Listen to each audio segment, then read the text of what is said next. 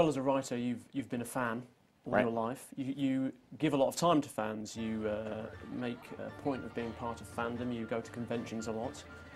How is it to meet up with fans? How do they respond to you, and what do they ask you?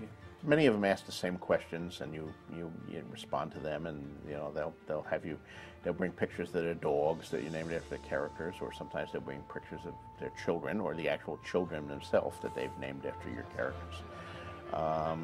And that's always cool, and they'll want pictures taken with you, and that's fun too. And it's nice to show up and have 800 people waiting for you. You have one character that you're secretly in love with more than the others. Tyrion has always been my favorite character. He's my favorite. But I like all of them, you know. It's 5 years since the last book in the series came out. Has it been that long?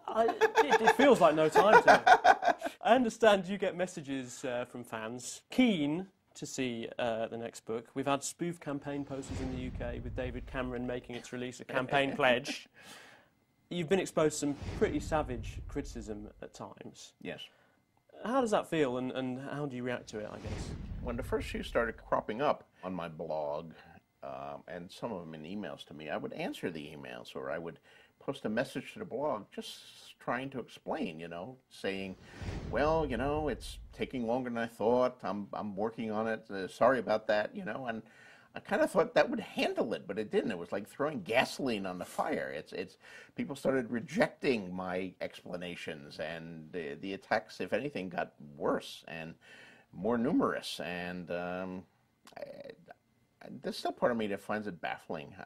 I guess it's a truism of a cliche that you hear, that love and hate are very, very close. And I think my experience proves the truth of this. I mean, yes, I've taken a lot longer. I've always been a slow writer, as I've said numerous times. I've always had problems with deadlines, right from not only the beginning of the series, but from the beginning of my life. I've always said, you know, I hope to finish the book by the end of the year. I hope to finish the book by June. And I'm guilty of an excess of optimism, I suppose, when it comes to these things. And ultimately, I've blown those deadlines. And no one is more disappointed by that than I am. But ultimately, I still feel it's more important to get the book the way I want it to be. I was doing a chat with another fantasy writer. I won't mention his name.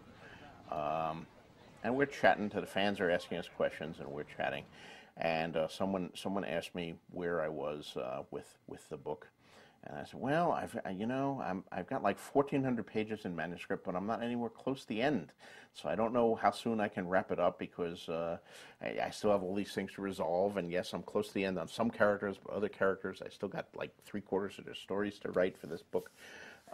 And the other fantasy writer chimed in, oh, no, you're doing it all wrong. What you have to do, what I do is, when I hit 1,000 pages, I just type "to be continued," and I ship that off, and they publish this in a book. And then I have the 400 pages for the next book. And, you know, my scream could be heard all over the world. But I understand the wait is soon to be over, because I hold in my hands July 12th. prototype. July 12th. July 12th. Yes. So Dance with Dragons is very near to being completed. What Yes. can we expect from this book? Well, it's the biggest book in the series so far. It's in my manuscript anyway. It's over 1,600 pages. It's the other half of Feast for Crows, you know, which was the 4th book in the series.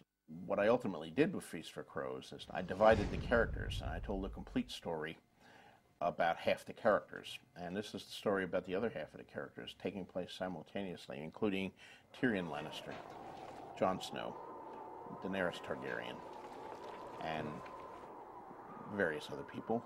I think when Dance with Dragons comes out, there will be readers who will take it and interweave it with Feast for Crows, which takes place simultaneously, to produce a gigantic book the size of the Oxford English Dictionary here, that they would have to use with a magnifying glass. How does it make you feel that Westeros and Middle-earth are mentioned now in the same breath, in a way?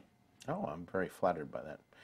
When Time magazine called me American Tolkien, that was, you know, that was about the best you can hope for. I mean, Tolkien was a writer who had an immense impact on me. When I read him, I guess I was in junior high school when I read Lord of the Rings for the first time. You know, when I hear this American Tolkien thing, I always have to add, that doesn't necessarily mean if you love Tolkien, you'll love my stuff. We're very different writers. I think every writer is a product of his times and his environment. You know, Tolkien was born in the 19th century. He was a veteran of World War I, where many of his classmates were killed, his closest friends.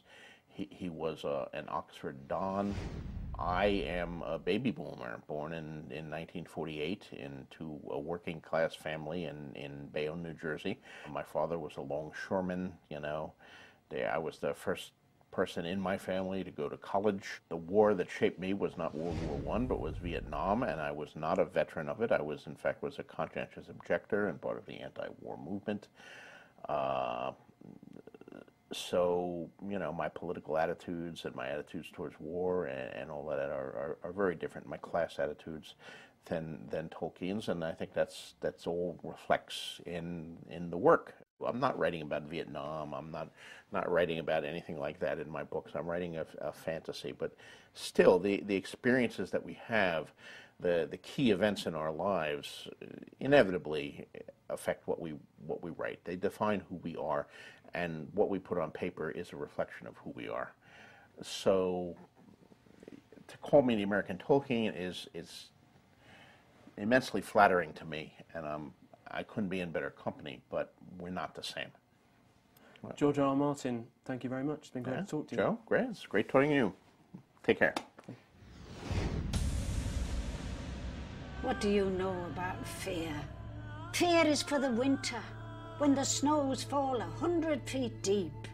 Fear is for the long night, when the White Walkers move through the woods. When the sun hides for years, and children are born and live and die, all in darkness. That is the time for fear, my lord.